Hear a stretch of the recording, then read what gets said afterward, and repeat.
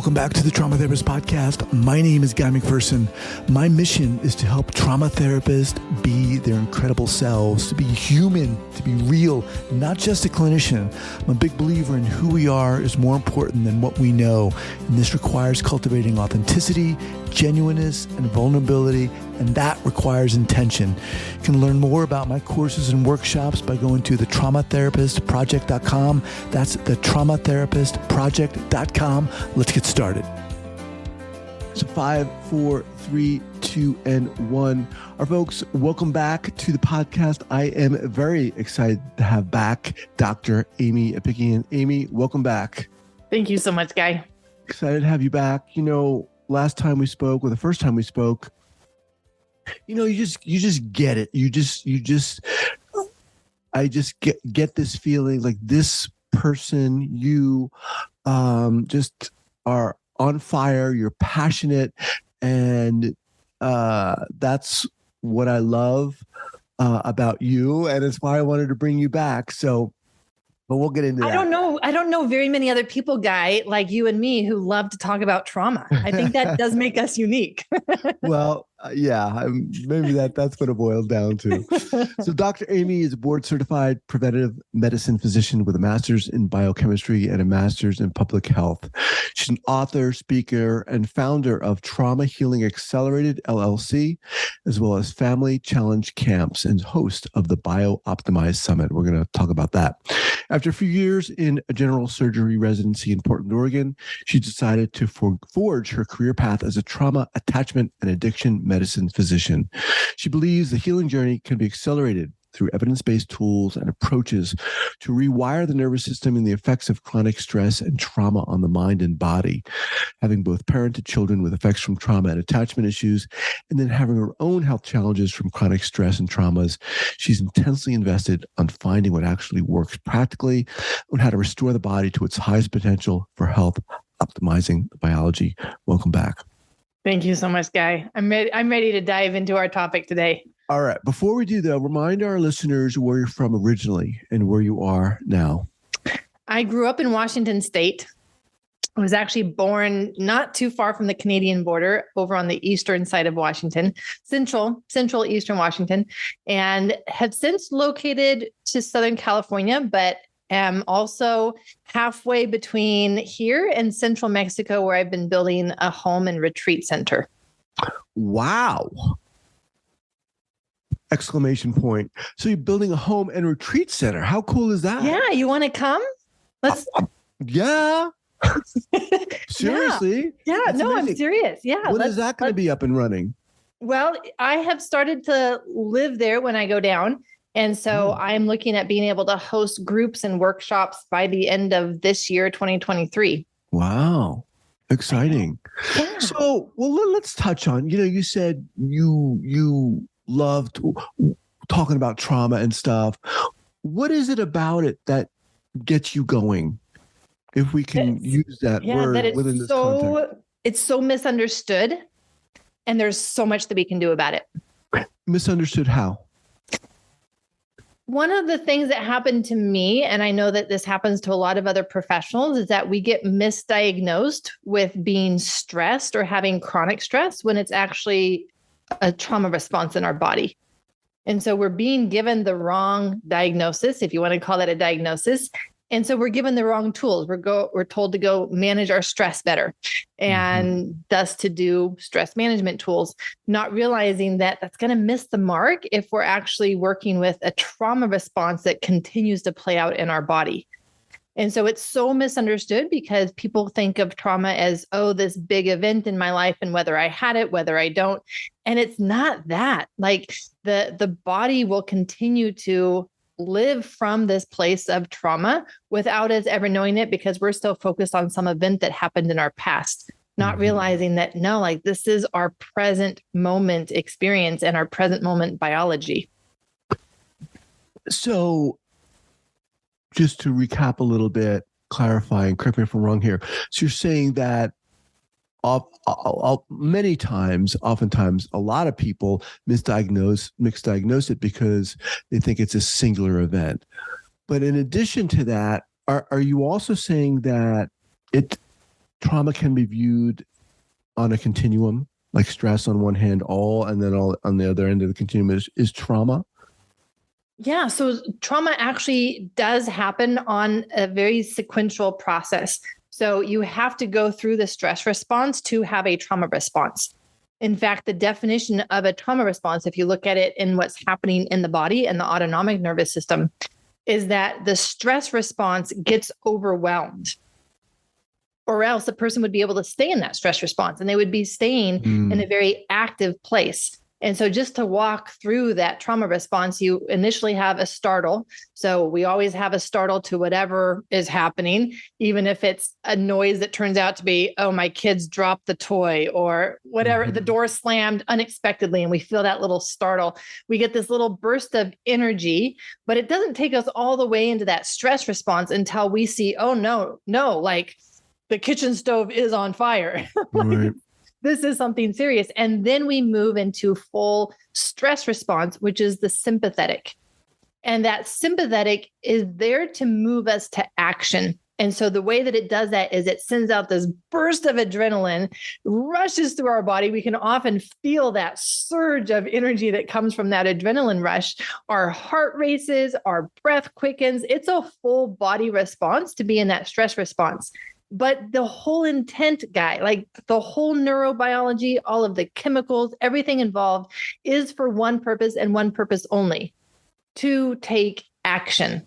And so when we are in that high energy state, and it is the highest energy state that we have as a human body, and this is why some people will intentionally stress themselves out, or they may become adrenaline junkies in order to feel most alive, because it is true. Like, this is when we feel the most alive. And I've seen people do this, create stress in their lives. I've worked with a lot of kids who have significant attachment trauma and watch them literally create drama. And it's, it's fascinating to see this stress response can be so familiar to some people that they need to create it in order just to feel normal in their day. But when that threat or danger, whether it's emotional, psychological, physical, it does not matter. There's only one stress response and there's only one trauma response in the body. And anything that for any reason at that time in our life overwhelmed our stress response and its ability to take action, if it gets overwhelmed, the body goes into a trauma response.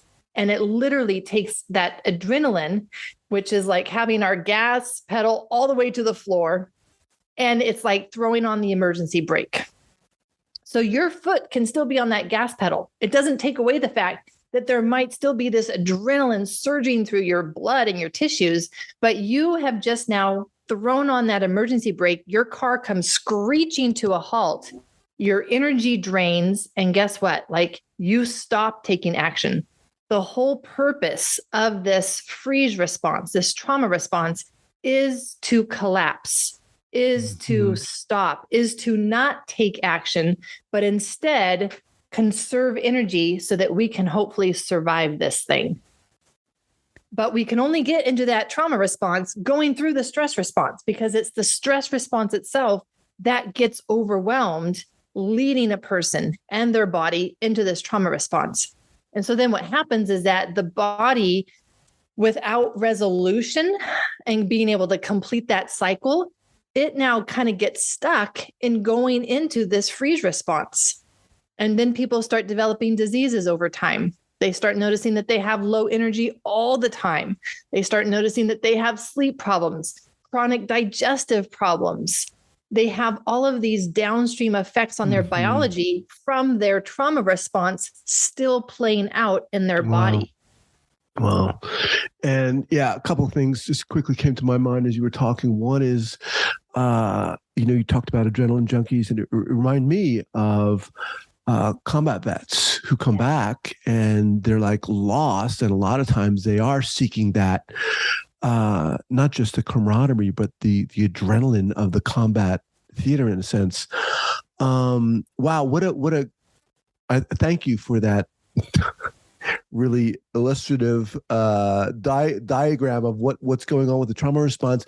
But also you're talking about all these other kind of downstream effects that people, physicians or whomever are looking at and they're not being able to connect the dots. Give us an example of what that looks like, of how things are misdiagnosed. Autoimmunity, chronic pain, chronic fatigue. Each of those are classic examples of a chronic freeze response in the body. This is the dorsal vagal response continuing to play out now over time, usually over years and years and years. And eventually it changes the biology of a person, causes enough baseline inflammation that it sets into play these diseases. Yeah. And yet physicians, not knowing this lens of trauma, diagnose it as, well, you have an autoimmune condition and here's a medication for it. Or if I'm a functional medicine physician, here's a diet for it. Mm-hmm. Here's chronic pain. Well, here's the medications. Or if I'm an integrative practitioner, well, then here's some meditation and some other practices for chronic pain. And yet we're not really addressing what's driving each of these chronic diseases. And yet here we are also with the trauma therapists, and they're seeing people for the trauma side of things. And sometimes they don't realize that when they see that this person also has autoimmunity, also has chronic digestive issues, that is an expression, a manifestation of the trauma work and how accumulated the trauma has become in their body, and even how more gently they're going to need to do the trauma work for this person who has all of these downstream effects in their biology. Because it's almost like it's become even deeper ingrained in who they are, to the degree that it's affecting their physiology. And so to change that whole system takes more time and more gentleness. We're not going to be able to dive deep and fast into things because we'll actually re-traumatize the body and put it back into this overwhelmed, oh my goodness, that was too much too fast type of state. Are you saying that there's a direct relationship, causative relationship between trauma and autoimmune disease, or sometimes there's that effect? So what we have seen in the literature, and we can go back to the Adverse Childhood Experiences study. And this was the first study that really started to connect adult diseases, chronic diseases, with childhood trauma. And autoimmunity became one of the first ones that they saw. The first one was actually obesity and being overweight. That was what clued them in to the fact that there was that connection. But then it opened up their curiosity and they started looking at, well, what else might be connected? And they found a very strong association. Now, in science, we are never going to say causation. We're going to say association. But then along the way, there's been other elements that if you study functional medicine, for example, you know that these have to play a role for a person to develop an autoimmunity. One of those would be leaky gut and food sensitivity. So you actually have to have leaky gut and inflammation in your gut to develop an autoimmune condition. So what if you had childhood trauma and for whatever reason that I don't know is possible, but you might not have leaky gut, which I think that everybody who experiences trauma has leaky gut to a certain degree. And you might not develop the autoimmunity. You might develop the chronic fatigue. You might develop the fibromyalgia. You might develop something else. And so all of our life experiences, our epigenetics, our genetics, it all comes together into the pot to decide what will be your downstream effect of having this nervous system that's driving disease. But which disease? Wow. There's a lot of factors that go into which one it will be for you. Culturally, I mean, at this stage of where we are things changing in terms of professionals, physicians becoming more aware of that trauma lens you were talking about? I want to say yes. And to a certain degree, I want to say yes. And yet, I mean, Dr. Vincent Folletti has been doing this work and put out this first adverse childhood experiences study in 1980. We are several decades into this, and it is still not in conventional medicine yet. He has shown through studies that are very strong, statistically significant, that just by asking a person, what were some experiences in your life? And do you think that this disease or symptom that you have right now has anything to do with something that has happened in your life before? Simply by asking Guy. And this was fascinating and it blew my mind, right? Because being a physician, I want to do things. I want to fix things. Mm-hmm. Why I didn't become a therapist and a psychiatrist. I don't want to just talk. I want to do. No offense, please, Guy. So I saw this study and he's talking to me about it. And he says, just by asking, that is the treatment. Mm. And yet that is not what happens in conventional medicine yet. And these studies are decades old. Why aren't they? Well, because what those studies showed was that it decreased the emergency room rate by 30%. Oh boy. So imagine the conventional medical system that runs on health insurance, that runs on people having emergencies and needing to go to the emergency room. Like this is where their revenue comes from. Imagine if they actually implemented this and people stopped needing to go see the doctor as much and started getting better and feeling better simply because they were being heard and they had a space to talk about these things that otherwise you just don't talk about these things. It decreased the amount of emergency room visits by 30%. That's amazing. And it's crazy and it's sad and frightening. All of those. Yeah. I mean, to what degree also do you think comes into play the fact that just trauma in and of itself is almost like a hot potato in our culture? No one wants to talk about it except me and you. But, what is it? That traumatized you. That wouldn't traumatize me. Where does that come into play too? What I see is that it makes people uncomfortable because they haven't dealt with their own. Right. And so if I have stuff that I start feeling bubbling up just by hearing you, I don't want to hear you. I need to put distance between me and you.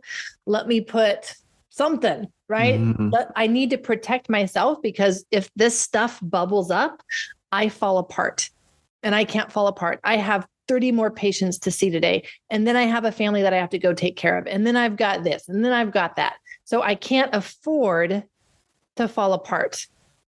Mm-hmm. And so it makes us so uncomfortable to be around people who are letting their stuff surface because we've got to keep our stuff down. Let me just remind everyone, I'm talking with Dr. Aimie Apigian. All right, let's just pause here for a second to thank our sponsors. All right, we are back. So, Aimie, how do you work? Okay, so you have all this incredible knowledge and your perspective. What do you do? What do I do, right? What do you do? I so appreciate that, Guy. You got me. You understand my need to do things and to fix things.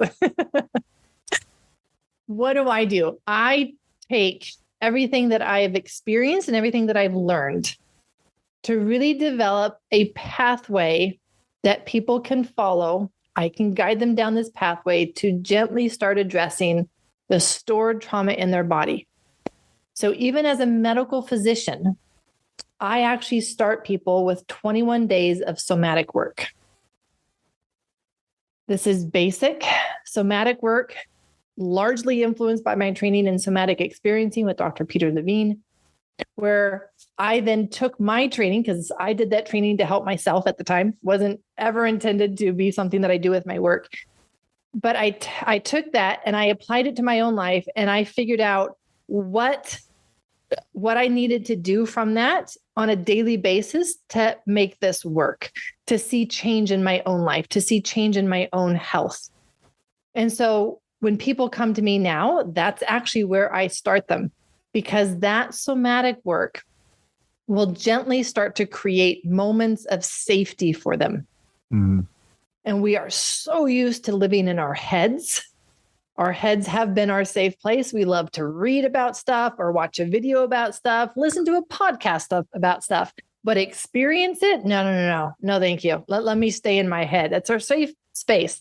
And so being able to come in and say, but I need you in your body. Like I need mind and body actually connected. And how we do that is through these basic somatic tools where your mind is putting its attention on different sensations in the body, understanding it, but understanding it with the intention of, I want to create an experience of safety for you right now. So that's the first 7 days. The next 7 days, I'm teaching them somatic tools to create a felt sense of support for themselves. And so much of this process, Guy, is them being empowered to do this for themselves. Just that is helping them get out of the trauma response. I can do something, and I can do something for myself. I'm not helpless. I'm not powerless. I'm not stuck. No matter what's going on, I've got tools right now that I can pull out, and I can create this safety, this support for myself. Let me just interject, if I may, for a second. So these people who are coming to you, who are they? Anyone who's suffered trauma? Yes. And actually more and more professionals are coming to me. So professionals, both in the medical field and in the mental health space, they're coming. Some of the professionals want to go into my training program and become a biology of trauma professional. And this is the prerequisite for that, is this somatic work. But a lot of them recognize, I've got my own trauma work to do. Mm-hmm. And here I am trying to help people. And I'm noticing that my body is still reacting to some people. My body's getting tired at the end of the day. Like I notice that I'm going still into a freeze or a trauma response with the work that I do. It's limiting my ability to help people. What I'm also hearing here is a kind of reversal of the Western medical paradigm too, right? Where oftentimes, not always, obviously but oftentimes when people go to a physician, it's okay, the physician is going to, heal the person, but you're empowering the client coming to you. Okay, so continue. So you've got the first. That's days. Just such an important point that you highlighted there.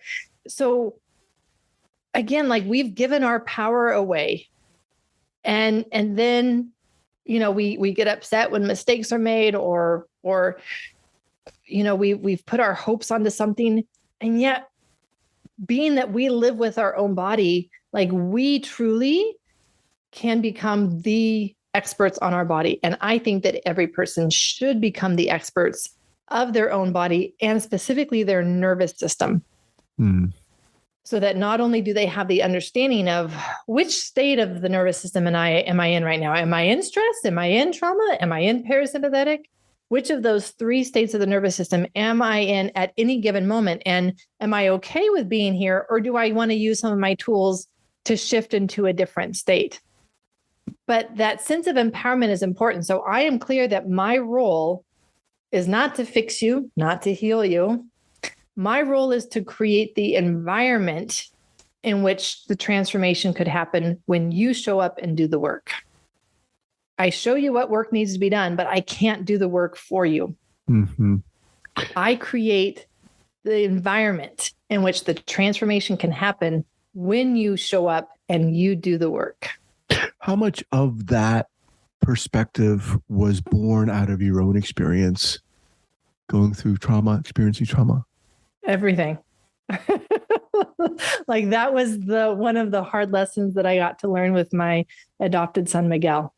Is I went into it expecting that I could be the one to heal him from his pain and his past. And I had to learn that that wasn't my job. My job is to create the environment. In that case, it's creating the home environment and creating the relationship environment that he could choose the healing. Mm-hmm. But he had to choose that. So, okay. Continue on. So the first 7 days, second 7 days, then what happens after that for people? So the last week, that last 7 days, I'm teaching them exercises on expansion. And this is safe expansion. And that might not be a term that many people are used to, but expansion is really the only place where we experience joy, where we experience healthy anger, where we can actually process past trauma in a healthy way. All of that takes place in this state of expansion rather than collapse and restriction. And yet many people thinking that, oh, I want to experience more joy in life, they try to just go to expansion first without laying that foundation of, no, you need to feel safe first. And your body needs to feel supported first. And then it can move into expansion. I see safety and support as being like the two legs that we stand on. And when those are strong and stable, it allows our upper body to move, to dance, to move into expansion.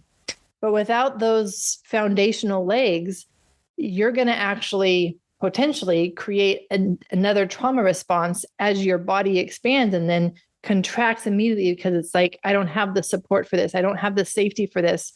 And I need to collapse in order to move back into what feels safe to me. And it's fascinating because I've started to study the people who go through my 21-day journey program because I was seeing changes, but being a physician, right? Like I think in numbers and I need to be able to objectively measure this change, guy. Please don't laugh at me. So I started collecting data from them. And we have the data back now. We've collected data from 2 different 21-day journeys. We're doing a 3rd one right now. And just from the beginning to the end, just those 21 days, people experience, and these were all statistically significant numbers. Not only do they experience a 60% increase in felt sense of safety, but then get this, because of that, 26% decrease in daily physical pain. Wow. 28% decrease in GI symptoms. 28% decrease in sleep issues. 30% decrease in anxiety. 30% decrease in depression. We have these numbers that show that, wait a second, what you're doing here that you just think are these simple somatic exercises, 10 minutes a day, they're actually changing something in your body, that it's actually changing your daily physical pain levels. There are people who go through this program that they message me afterwards and they say, I don't know what happened. I don't know what you just did to me, but I no longer need my pain medications. I just got off my arthritis pain medications and I don't need them anymore. We've had other people get off their thyroid medications. Why? Because like their physiology is now coming from this place of safety that they've learned to create for themselves, not waiting on other people to do this, not waiting on life to do this for them. They are intentional now about, no, I create safety in my daily life. I create a felt sense of support in my daily life. And then our physiology changes as a result of that. So we're literally living now from a physiology of safety rather than this physiology of fear, which will always drive disease and pain. Now, is this people who've experienced the broad range of traumas? Yes, there's, okay. We don't qualify that. We say, this is what it is. This is the journey that I guide you into. You are more than welcome if you want to show up and do the work and see what's possible for you. So it is not at all based on any specific form of trauma or the fact that they think that they've even had trauma. That's not the point. The point is you have a body, you have a nervous system, you need to become the expert in it. So come on, let's do the work. And in terms of intervention, you mentioned somatic experiencing. Is that the basis of what you're doing? For this initial phase, yes. Okay. And then once they complete that basic somatic work for the 21 days, then we step into parts work and biology work. So those are the 3 components that I integrate into the path and the journey that I create for people. I start with that somatic work just because, again, from the data that I'm now seeing as well, that kind of proves my point is that is the place to start. Because if I try to start with biology, then I'm working still from this biology of fear. And it's always going to be up and down and all over the place, depending on your day, depending on how much fear you had that day. Whereas if I can stabilize that, if I can help regulate your nervous system, that's what stabilizes your biology. And now you've got a different baseline. We can come in and we can look at your biology. And we look at things including attachment. We look at things including neurodevelopment. And do you have any neurodevelopmental gaps that would actually be feeding the dysregulation of your nervous system? So here I have, Guy, grown ass adults, professionals around the world who are on the floor doing a tummy crawl in order to repair the neurodevelopmental gap that they seem to have in their nervous system. It's incredible. And for some of them, they're not able to do it at first. Just getting down on the floor on their tummy, it starts to just bring up so much stuff that doesn't have memories. It doesn't even have words. They maybe just start crying. And so sometimes it can take some time just to be able to get comfortable enough to do that work, to be on the floor. But we do attachment, neurodevelopment. We do a lot of the gut health. And so we do gut health, which includes grief work. We do stress work. So we actually work to empower our stress response, not diminish our stress response, but actually strengthen our stress response so that we can stay in that stress longer and not go into the trauma response. The trauma response is where most of the damage comes to our biology, the downstream long-term effects on our biology and our disease. So once we've worked on that freeze response and we work with mitochondria, we work with all of the things that are draining our energy. Inflammation is a big one. Neurotransmitters are another one. We're all working to regulate the nervous system just through these different ways. The biology work, the parts work, and the somatic work, integrating all of them for the final net effect of regulating that nervous system, because that's what's going to change a person's health, physical health, mental health, emotional health, more than anything else. You know, the idea of being empowered as a trauma survivor is really interesting. I mean, and it's very inspiring because it's almost the antithesis, right, of what someone's experience is. So just to hear you talk about that, it's very inspiring to me. The other thing that's very interesting to me is, you know, the way you talk, Aimie, I can feel your experience moving through almost everything you say. And I'm wondering, could you imagine, like when you were going through medical school and became a physician, could you imagine hearing yourself now speak?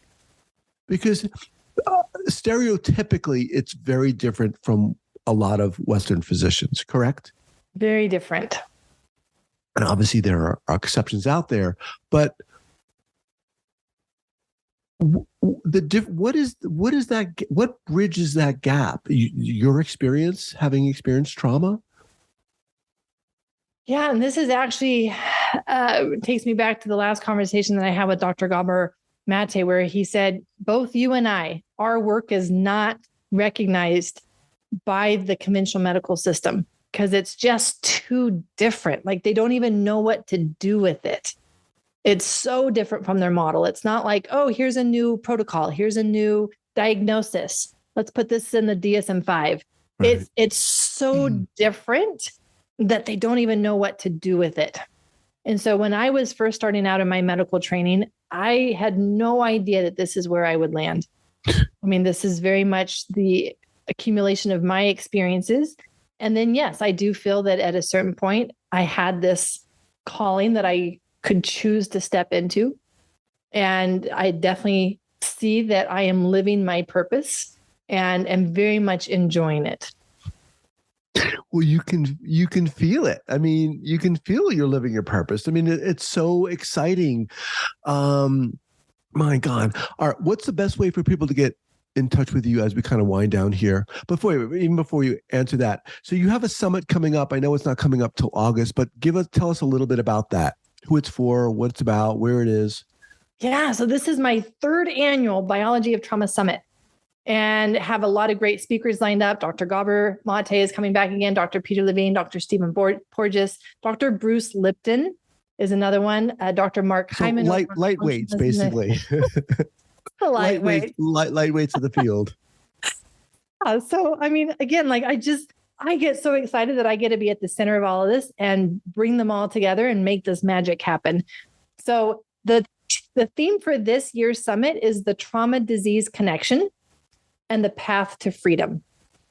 And so being able to look at what are those diseases that have that association with trauma that we just haven't had that lens, haven't had that eyesight. And then what do we do about it? right? So I always want to share that hope. I always want to share that, and there's so much we can do about this. Right. And so it will be including the path to freedom. So is this online? This is all online. Okay. And free registration August 1 through 7. And so I would make sure that you're getting my email so that you can get that registration link when it opens, because it's going to open the end of July. I'm also happy to send that over to you as well. And people can subscribe to my newsletter on my website, traumahealingaccelerated.com. And that would be how they will make sure that they get that registration information when it goes live end of July. Okay. I'll make sure to have that linked up here at the show notes page at the traumatherapistpodcast.com. Aimie, man, always amazing to speak with you and so freaking inspiring. Really. I love it. And you're awesome. Thanks so much for being here. Thank you so much, Guy. It's always wonderful to spend time with you. All right. Take care.